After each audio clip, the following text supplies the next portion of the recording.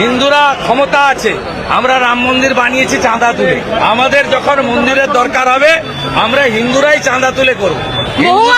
হিন্দুদের মন্দির সরকারি টাকায় হয় না। আর মমতার ওই হালাল পেড়া গজা কেউ খাইনি। আচার মালা হিন্দু তাকত দেখাবে, কি রাখলে শয়তান, আকালি মদ সিগারেট খায়। আর এবারে সব সীমা লঙ্ঘন করেছে, নমশূদ্রদের অপমান এসআইআর হবে। সোশ্যাল মিডিয়া মিথ্যাচার হচ্ছে। 26 লক্ষ নাম বাদ গেছিল, এবারে 1 কোটি নাম বাদ। এসআইআর নিয়ে মিথ্যাচার কেন হচ্ছে শুভেন্দু দা, কি বলবেন? ভয় পাচ্ছে তৃণমূল থরথর করে কাঁপছে। কারণ বাংলাদেশের মুসলমানরা আর মৃত ভোটারদের বিকালবেলা ক্যামেরা বন্ধ করে ছাপ্পা মেরে ওরা যেত। কারণ মুসলিম বুথে আমাদের কর্মী থাকে না, সেখানে ছাপ্পা মেরে ওরা যেত। হয় না, 85-15 বলেছে তো, 100 হবে।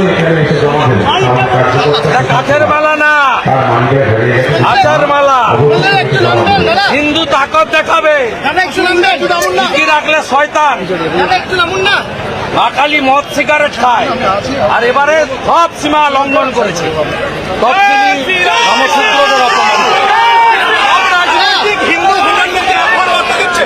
এক হবে, ঐক্যবদ্ধ হবে, আমি বিশ্বাস। প্রতিবাদ সকলের করা উচিত ছিল, কিন্তু বিজেপি একমাত্র যারা ভারতীয় সংস্কৃতি এবং হিন্দুদের প্রোটেক্টর। প্রমাণ হলো আজকে অর্জুন বিশ্বাসের নেতৃত্বে আজকে 5000-এরও বেশি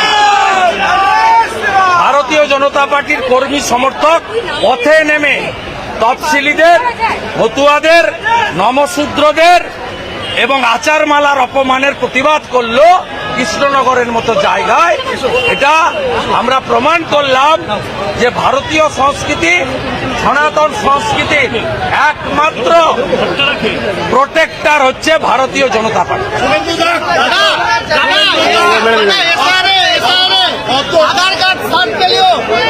রাজ্য সরকার দাবি করেছিল তাদের স্বাস্থ্যসাথী কার্ড খারিজ করে দিয়েছে কমিশন। এসআইআর হবে, আধার কার্ডও পরিষ্কার বলেছে, এটা নাগরিকত্বের প্রমাণ নয়।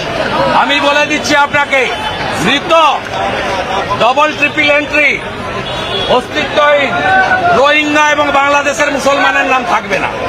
পরিষ্কার, ভারতীয় মুসলমানের কোনো চিন্তা নেই, তো বাংলাদেশি মুসলমান থাকবে না, নিশ্চিন্ত থাকুন। মমতা ব্যানার্জি যতদিন থাকবেন এইভাবে সাধারণ বাড়ির ছেলেমেয়েরা ওখানে পড়তে এসে খুন হবে। এর আগে রানাঘাটে একটি পরিবার ছেলে চিত্রদ্বীপ না স্বপ্নদ্বীপ